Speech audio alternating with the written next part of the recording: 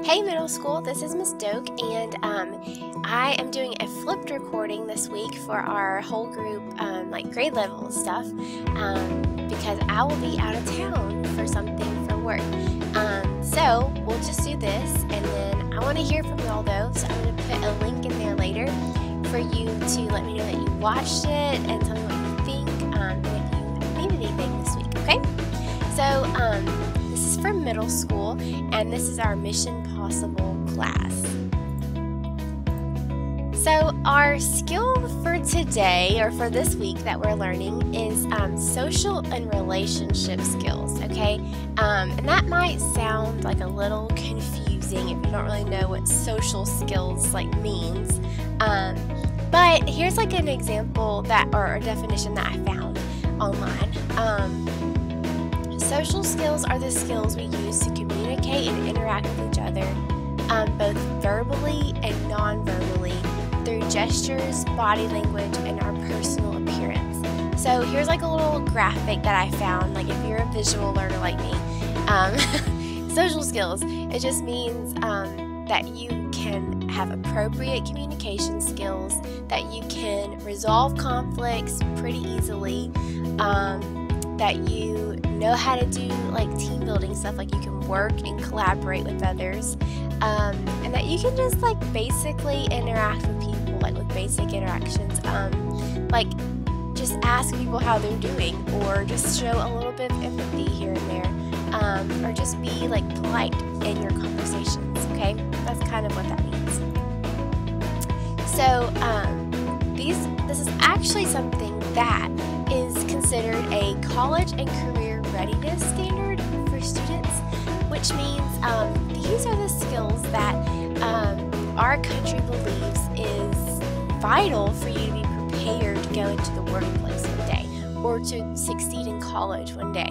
Okay, so you have to be able to socially interact with people in appropriate ways to really be successful, okay?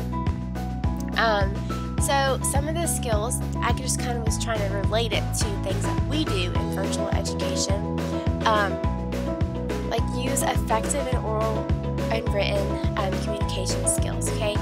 That's like email skills for us. We need to effectively communicate with people, either in the chat, their emails, if you have your webcam on in class, things like that. Another one that I felt like directly I could find an example for was create relationships with adults that support success. So you really need to be able to work like with your learning coach, okay? Like whoever is in charge of your learning, you need to figure out how to be successful with them. If y'all are always having conflicts, then you're probably going to have a hard time working together, okay? And then using effective collaboration and cooperation skills. That is vital for your class connects, okay? Especially if your teacher gives y'all like group activities or breakout rooms. It is super important for you to be able to work together with people. And then demonstrate advocacy skills and the ability to assert yourself when necessary. So, you know, you need to be able to ask people to leave you alone or to stop doing things to you in appropriate ways, okay?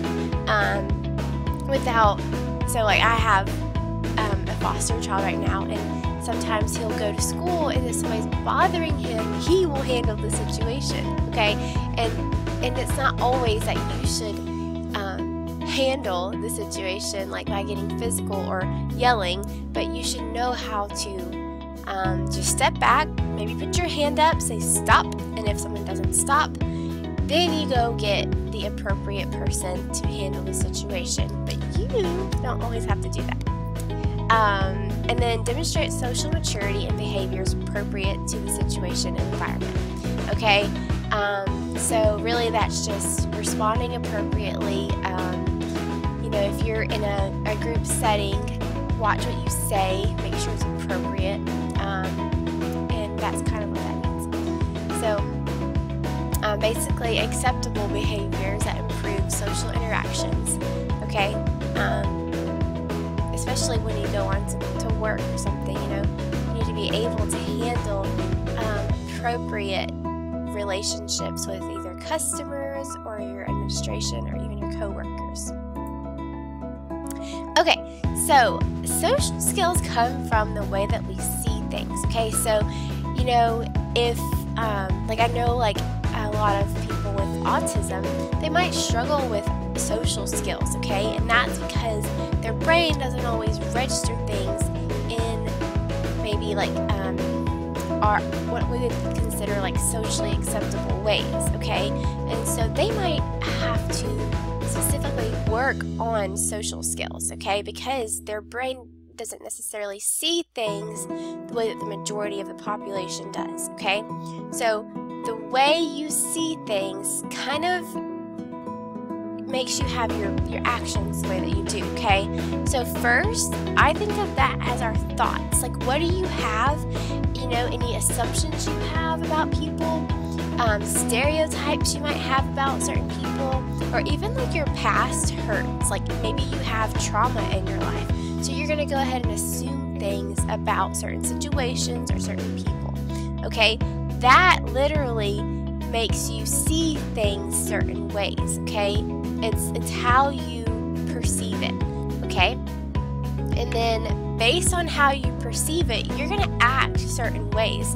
So maybe you've heard of fight or flight mode. Okay, that's for people that think that if they're at risk for being hurt here, they're gonna freak out or they're gonna fight and handle that situation themselves. Okay, instead of stepping back and saying, okay, how can I handle this situation? Am I actually needing to like physically abuse someone or verbally abuse them right now? Like, can I handle this in a better way? So that's kind of where that would go. Alright, so here's just a few examples, and then that's pretty much like what I have mainly. It's just a few examples just to try to get you to think about like what your perspectives are and maybe how your social skills are. Okay? So what's your perspective? Remember, this is just how you see it. Okay? So give an example of a perspective that you have. Alright? Think about it. What's a perspective that you have, like a way that you view something? You can pause this if you need to, but here's a possible answer. Alright, so I view that math class connects as a great time to hear and see my teacher explain things. I can also ask questions directly to her. So that's a view that you have in life, maybe. Alright, here's another thing. Describe a perspective that is different than your own. So somebody else's view, but not necessarily something that you agree with. Math can be viewed as boring or too hard to even try. Okay, so some people might think that about math. Alright, here's some more perspectives. The first one, give an example of like respectful body language. So what do you perceive as being respectful body language? Possible answer. Making eye contact or smiling are examples of respectful body language. Okay, so you want to look at people in the eye when you're talking to them. You want to smile at them maybe, because if you just look grumpy, they might not really see that as respectful. Okay, and here's another one. Describe body language that could be seen as unfriendly or rude. Possible answer.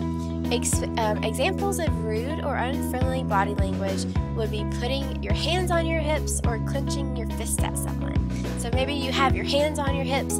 That's just going to come across as like, whoa, they're being defensive right now. Or if you have your fist in the air, let me get it in the screen, and you're like looking at someone like that, I would definitely not feel like that's socially appropriate for most situations. Okay.